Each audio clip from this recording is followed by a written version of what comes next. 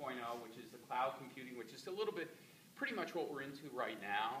I think the cloud is becoming, is certainly growing and growing and growing. Social media, just down the street, we have, we don't like to talk about it because they're not in Mountain View, but Facebook's not too far from here. We have LinkedIn, which is in Mountain View, which has been very successful. And we have several others. And then companies, and then we also are looking at green and clean technology as another way. This is all kind of wrapped together. So that was in 2010. And finally, we have manufacturing, which is the only reason I mentioned manufacturing is because from our perspective, everything's been going offshore.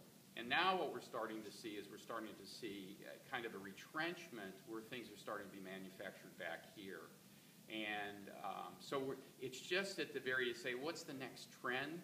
We think part of that trend is going to be a little bit of manufacturing. We're talking not, I grew up in the Midwest where we used to build tires.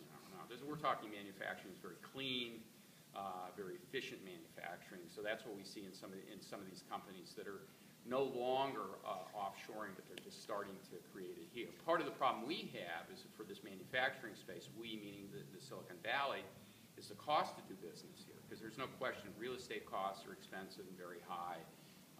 Employee labor costs are also very high. But we are still seeing some, because some of these developers find it so important to have their manufacturing here close by that if they need to make changes that they can do that pretty quickly and pretty efficiently.